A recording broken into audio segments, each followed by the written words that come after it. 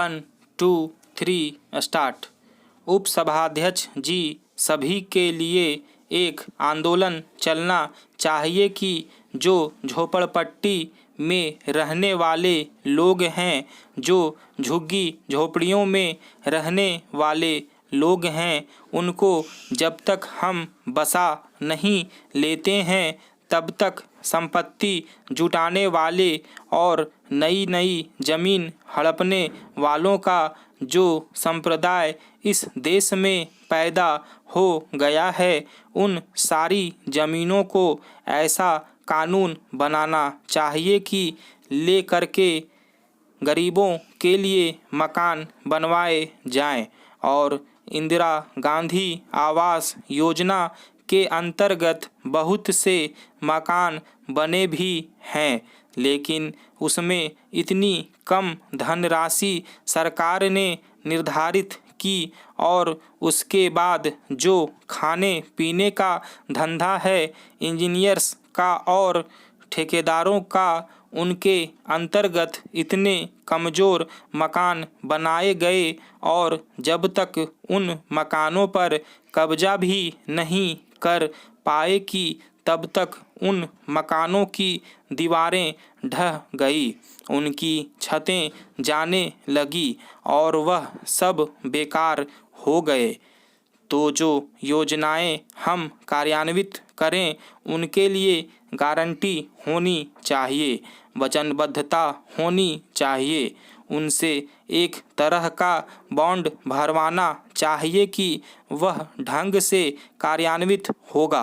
अभी कुछ समय पहले 5-6 महीने पहले और आए दिन होता रहता है कि मुंबई के एक रत्नभूषण के व्यापारी ने शादी की, उस पर 20 करोड़ रुपया खर्च किया और सारा देश आश्चर्यचकित रह गया उस शादी पर और समाचार पत्रों में उसके बारे में बहुत सी टिप्पणियां छपी, पर कुछ दिन चर्चा होने के बाद वह सब समाप्त हो गया।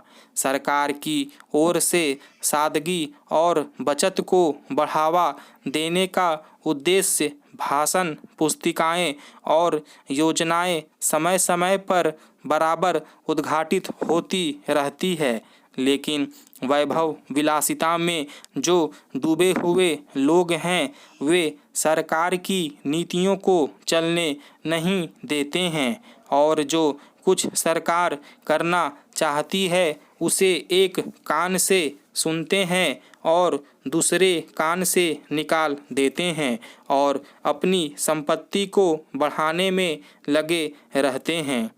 अमीरी की रेखा निश्चित करने का सीधा सा अर्थ है कि अंधाधुंध खपत और उपभोक्तावाद पर नियंत्रण लगाया जाए।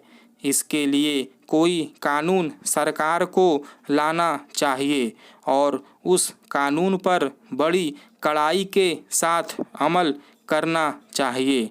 शादी ब्याह के खर्च आदि के बारे में एक विशेषज्ञों की समिति बिठाकर कोई सर्वमान्य मानक आदर्श और स्टैंडर्ड कानून का निर्धारण करना चाहिए। महोदय, भारत में प्रति व्यक्ति औसत आय जो है वह इतनी कम है कि अंतर्राष्ट्रीय मानक जो है वह $300 प्रति व्यक्ति का पड़ता है और $300 से जिस देश की प्रति व्यक्ति आय कम है वह देश गरीबी रेखा के नीचे जिंदा रहने वाला माना जाता है। साथ ही हमारे महानगरों में ज़मीन और संपत्ति के दाम इतनी तेज़ी के साथ बढ़े हैं कि जो 100 रुपये गज की ज़मीन थी वह आज 15 वर्षों के बाद 20,000 रुपये गज है। जितनी वाशिंगटन, पेरिस, न्यूयॉर्क की ज़मीन मूल्यवान है उससे बहुत ज़्यादा हमारे भारत में महानगरों की ज़मीन मूल्यवान होती जा रही है। उपसभाध्यक्ष जी, राष्ट्रीय प्रतिदर्श सर्वेक्षण द्वारा दिए गए रोजगार के आंकड़ों के अनुसार रोजगार वृद्धि के कार्यों से पता चलता है कि खनन निर्माण को छोड़कर सभी क्षेत्रों में कृषि, निर्माण, जल आपूर्ति, परिवहन, संचार आदि के क्षेत्रों में रोजगार दर में जो वृद्धि हुई है उसमें 1992-93 से 1997-98 के मुकाबले में निरंतर कमी आई है। शासन निर्माण के क्षेत्र में निरंतर बढ़ोतरी कर रहा है, फिर भी जो सकल रोजगार वृद्धि की दर है वह 3 से घटकर 2% रह गई है। भारत की गरीब जनता 70 से 80% बेरोजगार है, जो आंध्र प्रदेश, बिहार, मध्य प्रदेश, उत्तर प्रदेश, महाराष्ट्र, उड़ीसा, तमिलनाडु, पश्चिम बंगाल राज्यों में अधिकांश रहते हैं और अलग अलग परिस्थितियों और कारणों से वहां बेरोजगारी निरंतर बढ़ती जा रही है और कुछ प्रतिशत बीच के दलाल हैं जो हमारे सस्ते गल्ले की दुकानों से पैसा कमाते हैं, जिनकी वितरण प्रणाली ठीक नहीं है। अभी हमारे गृह मंत्री महोदय बता रहे थे कि नागालैंड में एक भी सस्ते गल्ले की दुकान वहां के गांव में नहीं है। सारा गल्ला गुवाहाटी के बाजारों में बेच दिया जाता है। ऐसे लोगों को दंड देने का क्या प्रावधान हो सकता है? जो परिस्थितियों से पिछड़े हुए प्रदेशों में रहने वाले लोग हैं, जिनका उल्लेख मैंने किया है, उनको रोजगार देने के लिए सरकार को आगे बढ़ना होगा और उनके लिए विशेष रूप से व्यवस्था अगली पंचवर्षीय योजना में करनी होगी।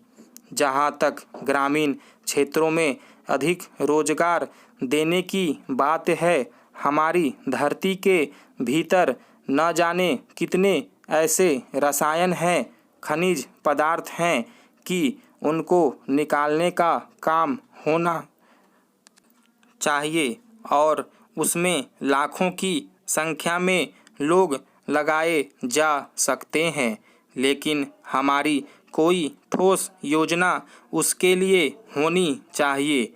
हमारी जो अब तक की व्यवस्था है उसमें गरीबी की रेखा से नीचे जाने वालों का प्रतिशत बढ़ता जा रहा है। इसके लिए यह आवश्यक है कि जो काले धन का असर है उसको समाप्त करना होगा। सरकारी अनुमान के अनुसार राष्ट्रीय आय का 30% धन काले धन के रूप में इस देश में समानांतर अर्थव्यवस्था चल रहा है। महोदय, अंतर्राष्ट्रीय मुद्रा कोष के अनुमान के अनुसार 10 से 20 खरब रुपये की राशि भारत में प्रयोग में आ रही है। काले धन का कुछ हिस्सा हमारी अर्थव्यवस्था में सफ़ेद बना लिया जाता है।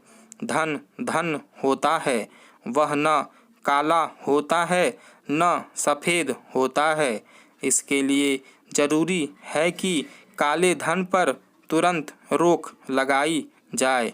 इसके लिए ज़रूरी है कि विलासिता और सुख की चीज़ों पर जो धन खर्च करते हैं, जो अमीरी और गरीबी की रेखा को समुद्र की तरह चौड़ा करते जाते हैं, उसको बंद करने के लिए कुछ उपाय करना चाहिए। हमारे प्रधानमंत्री ने इस दिशा में ठोस और सार्थक कदम उठाए हैं। स्टॉप।